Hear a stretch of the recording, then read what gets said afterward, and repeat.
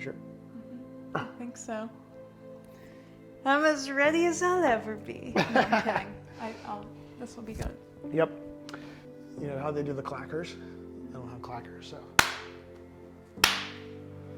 Now we have 2 clackers. Yeah. You're like, I like being a clacker. I'll be the one. Well, welcome to another episode of Meet the Model. I'm here at yet another Airbnb, and we are about to record. Well, of course we're about to record. Take 2. My ace clacker. I'm good at this. Well, welcome again. This is Scott Dietz with another episode here of Meet the Model. We're at another Airbnb, just wrapped up a fantastic photo shoot, and really excited to have a friend of mine here that we've shot together numerous times. I think this is our 6th shoot now. Is it together? 6th? Yeah. Okay. So we're just gonna have a little chat, a little bit about her background and experience with modeling, and hopefully you'll learn a lot through this video as far as tips for modeling, but also for photography. And this is a part of a multi-episode series that we're going to continue to be doing with other models here in the region and throughout the country.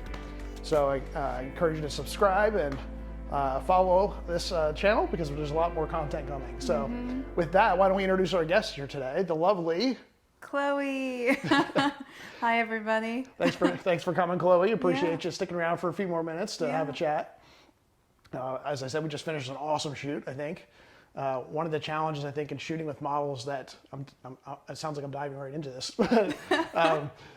challenge with shooting with models that you've worked with numerous times is that you get such great stuff that many times when you looked on the back of the camera tonight, you were like, oh shoot, how am I going to pick? Yeah, it's going to be really hard to pick.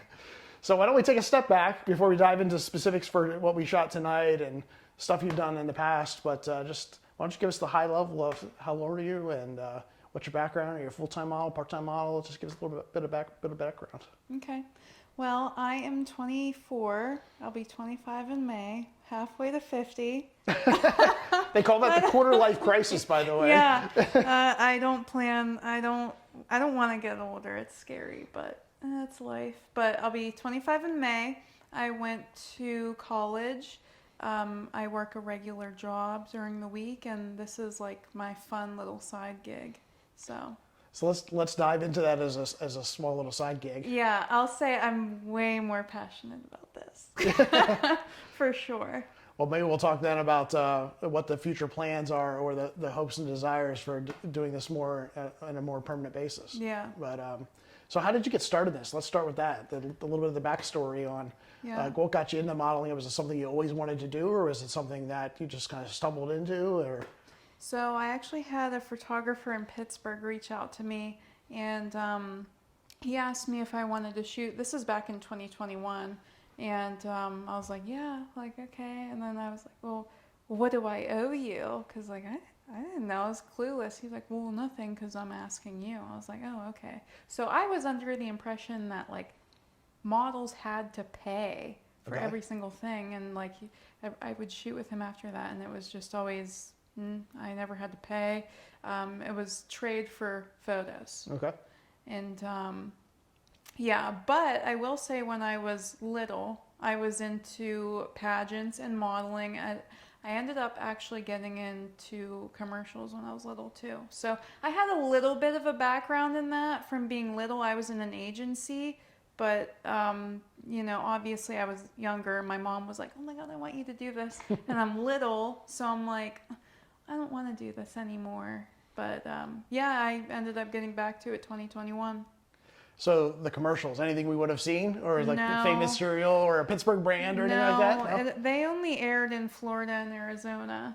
I'm going to scour the web, folks. We're going to try to find it and add it to this. Okay, but I couldn't find it. Never mind. Eminent domain is what it was for. So I had like my family in the commercials. It wasn't actually my family, but other actors and actresses, and we got taken away in a SWAT truck. Oh, wow. So yeah, we were zip tied. That's not crazy. Traumatizing as a kid at all, being taken away in zip ties is your first acting gig. Well, I knew it was a commercial, so I was like, okay. But yeah, that was the only thing.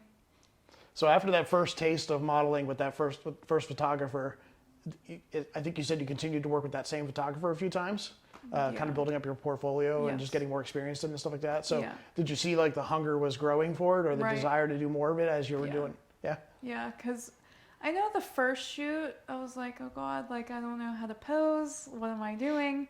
And by the time of my second shoot, I was like, okay, like I kind of know what I'm doing. And honestly, like I practiced a lot in the mirror, so.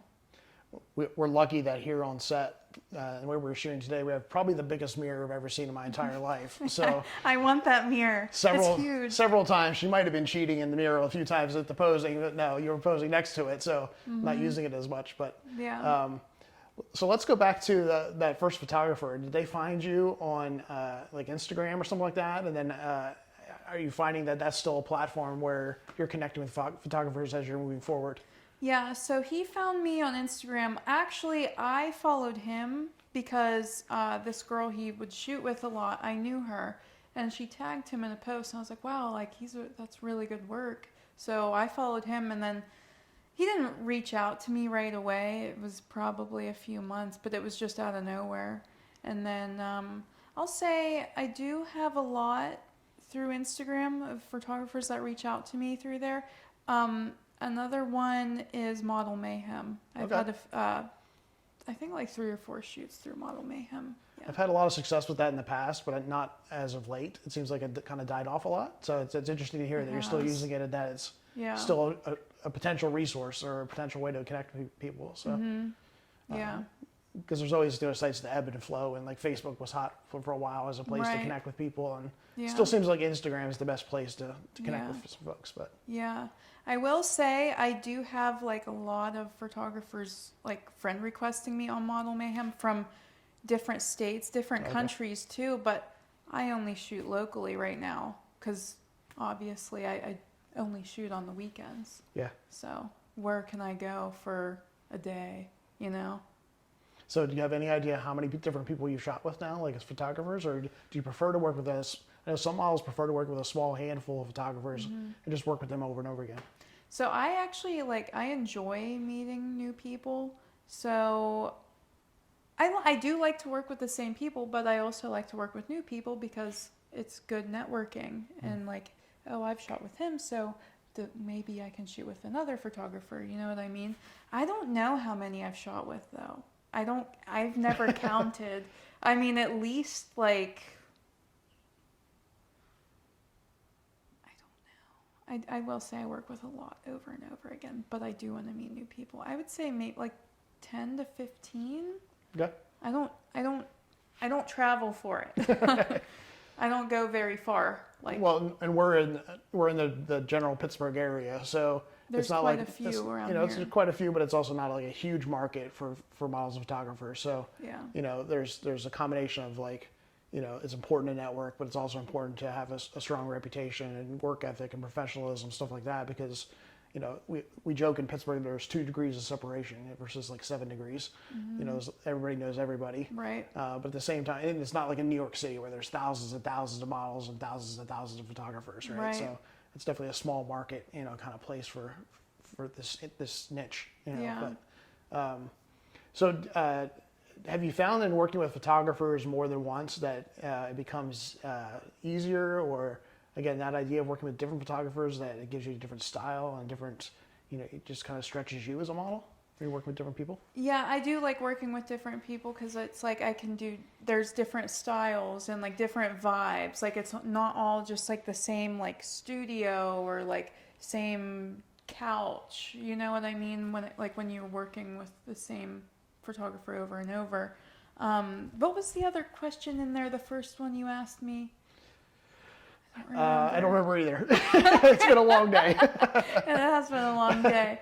I don't. Okay, well, we'll move on because Yeah, I I'm don't remember sorry. either. And then I really wanted to answer that, but I don't remember, so I apologize. Well, you know, we talked a little bit about just the difference between, you know, working with a lot of photographers versus working with a small number that you kind of build rapport with and work with time and time again. Yeah, so whenever I work with the same ones like over and over again, I like that too because, you know, I'm comfortable. I know that this person's not a weirdo.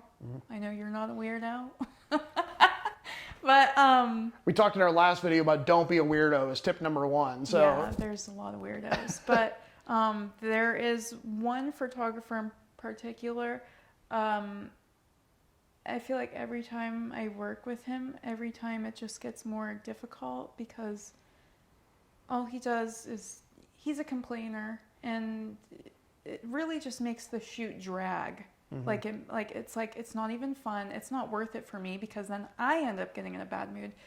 If someone like is being rude or like in a bad mood, it rubs off on me. Yeah. And I can't stand that. Like, don't be negative. And he just, talks crap on like all other photographers around here. And like he started that like when we our first ever shoot together, and it was just like, oh, okay.